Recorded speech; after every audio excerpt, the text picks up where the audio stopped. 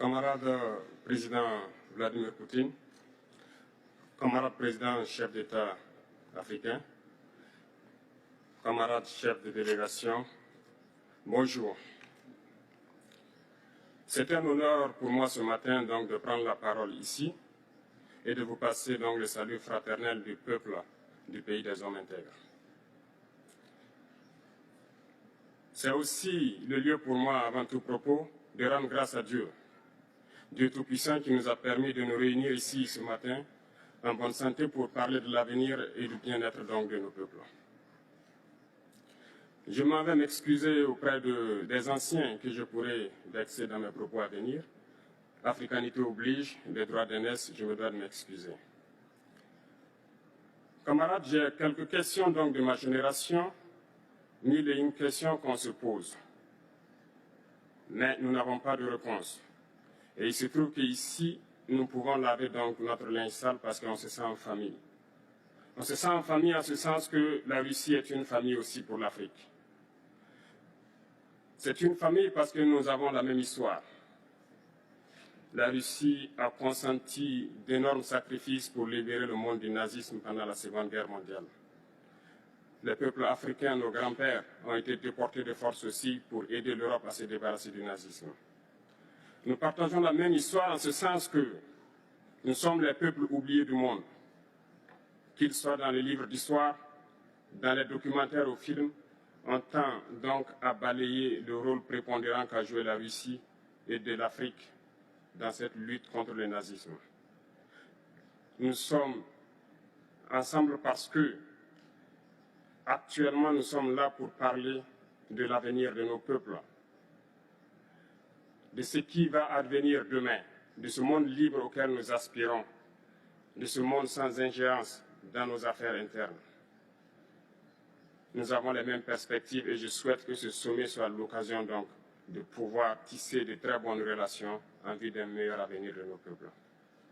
Les questions que mes générations se posent sont les suivantes, si je peux me résumer, c'est de ne pas comprendre comment l'Afrique, avec tant de richesses sur notre sol, avec une nature généreuse, de l'eau, du soleil en abondance, l'Afrique est aujourd'hui le continent le plus pauvre.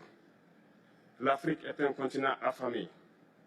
Et comment se fait-il que les chefs d'État traversent donc le monde à mendier?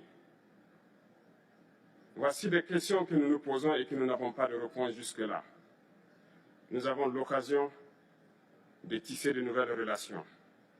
Et j'espère que ces relations puissent être les meilleures pour donner un meilleur avenir à nos peuples. Ma génération me charge aussi de dire que, par ce fait de pauvreté, ils sont obligés de traverser l'océan pour essayer de rallier l'Europe. Ils meurent dans l'océan. Mais que prochainement, ils n'iront pas traverser parce qu'ils viendront devant nos palais pour chercher leur pitance quotidienne. Pour ce qui concerne le Burkina Faso, aujourd'hui, nous sommes confrontés depuis plus de 8 ans à la forme de manifestation la plus barbare, la plus violente du néocolonialisme, de l'impérialisme. L'esclavage qu'on tend encore à nous imposer. Nos dévanciers nous ont bien appris une chose. L'esclave qui n'est pas capable d'assumer sa révolte ne mérite pas que l'on s'apitoie sur son sort. Nous ne nous apitoyons pas sur nos sorts, on ne demande pas que quelqu'un s'apitoie sur notre sort. Le peuple burkinabé a décidé de lutter contre l'île terroriste en mesure de relancer son développement.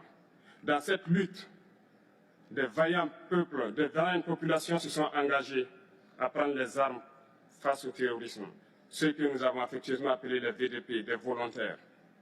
Nous sommes surpris de voir les impérialistes traiter ces VDP de milices et de tout type.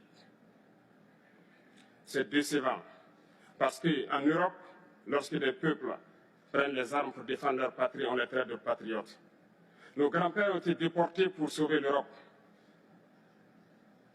Ce n'était pas avec leur consentement, contre leur gré. Et bien au retour, on se rappelle bien qu'à Tiaroy, lorsqu'ils ont voulu revendiquer leurs droits élémentaires, ils ont été massacrés. Cela ne fait rien donc. Lorsque nous, peuple, nous décidions de nous défendre, on nous traite de milices. Mais là n'est pas le problème. Ce qui est le problème, c'est de voir des chefs d'État africains qui n'apportent rien à ces peuples qui se battent, mais qui chantent la même chose que les impérialistes en nous traitant de milices, en nous traitant donc d'hommes qui ne respectent pas les droits de l'homme. De quels droits de l'homme parle-t-on? Nous nous offusquons contre cela et c'est honteux. Il faut que nous, chefs d'État africains, nous arrêtons de nous comporter donc en marionnettes qui dansent à chaque fois que les impérialistes tirent sur les ficelles. Hier, le président Vladimir Poutine a annoncé donc l'envoi des céréales en Afrique. Nous sommes bien contents. Nous lui disons merci pour cela. Mais aussi, c'est un message passé à nous, chefs d'État africains, parce qu'au prochain forum, nous ne devrons pas venir ici sans avoir assuré, pour ceux qui ne connaissent pas la guerre, l'autosuffisance alimentaire de nos peuples. Nous devons prendre l'expérience de ceux qui ont pu déjà atteindre cela en Afrique, tisser de bonnes relations ici et tisser de meilleures relations avec la Fédération de Russie pour pouvoir assouvir les besoins de nos populations. Je ne serai pas peut-être long, le temps imparti est très court. Nous sommes obligés de nous arrêter à un moment donné. Mais je voudrais terminer en disant que nous devons donc rendre hommage à nos peuples qui se battent. Gloire à nos peuples, dignité à nos peuples, victoire à nos peuples.